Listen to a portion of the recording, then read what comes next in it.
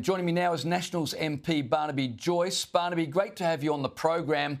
A lot to talk about, but before we get to the other news, I've got to ask you your reaction to the tragic assassination of Charlie Kirk. Well, obviously Charlie's more a US phenomenon than an Australian one, but of course what really shocks me is what you showed at the start. These people went sort of in glee at the murder of a man who's married with kids. I mean, how does that work? I mean, how are you for sort of all the progressive movement of, peace, the climate, looking after the whales and the murdering of an innocent individual on a public stage? How do you combine all those together? I mean, Charlie Kirk had every right to have the political views he had and to convey them in a peaceful manner. And a lot of those views, I have to be honest, I agree with. Doesn't mean I agree with all of them. But someone should be allowed to convey bat poo crazy lefty ideas without being shot, and someone should be allowed to convey the ideas of the right without being shot. It's a really dangerous game to play when you say, if I don't like you, I'll kill you. Yeah, absolutely. Couldn't agree more. Let's get on to Australian news. Susan Lee has made a formal apology to the Indian community for comments now dumped Senator Jacinta Nampijinpa Price made. Have a listen. But may I take this opportunity as leader of the Liberal Party to apologise to all Indian Australians and indeed others who were hurt and distressed by the comments that were made. Barnaby, Susan Lee took 8 days to issue that apology. Is she sorry for the offence, or is she sorry for the damage it's done to her party? Well, I think we've got to move on. I mean, this is just, this is longer than Quo Vadis, this episode. It's just, move on. I'm absolutely certain that Indians are very resilient people, as are New Zealanders and English and Nigerians and Croatians and Serbians. They're resilient people.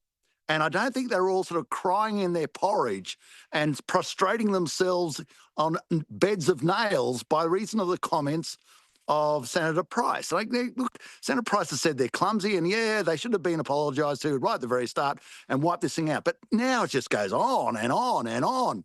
Like it's honest to goodness. I mean, have a look at other countries. And do you really think, President Trump said what Haitians are eating their cats and their dogs? I mean, what are you going to say about that? Senator Price issued a statement after being dumped. She said, and I quote, "This has been a disappointing episode for the Liberal Party. I'll learn from it.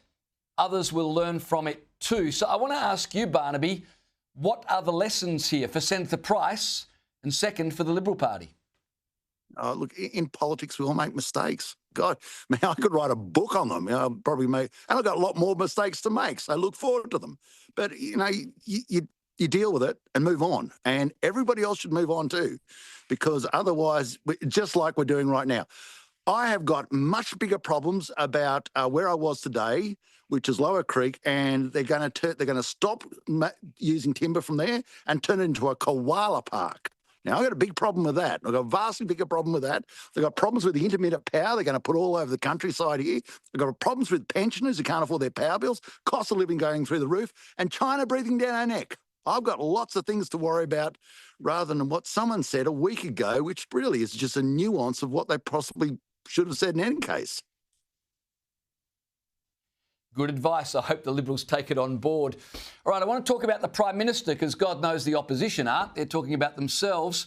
But Anthony Albanese's just finished meeting with Pacific Island leaders, and he had plenty of important issues on front of mind, but clearly not his wardrobe. After meeting started, he came away more determined than ever that it's his role to save the region. Have a listen. Pacific Island nations, for many of them, climate change is an existential threat to their very existence. That's why action on climate change is the entry fee to credibility in this region. Barnaby, do you agree with Anthony Albanese that climate change is an existential threat to Pacific Island nations, or is it just a very convenient entry fee that Anthony Albanese seems only too eager to pay with our money? Communist China is an existential threat to us, and I agree with Mr. Albanese 100% that we've got to make sure we keep the Pacific Islands on board, because otherwise we'll have encirclement of Australia and we'll be in more strife than, well, as I say, the early settlers were. You got Solomon Islands, who, is not working out well with their attachment to China. Vanuatu, where it's doubtful. This is not good for us. So I understand the strategic issues there 100%, as do all people who've been in senior office.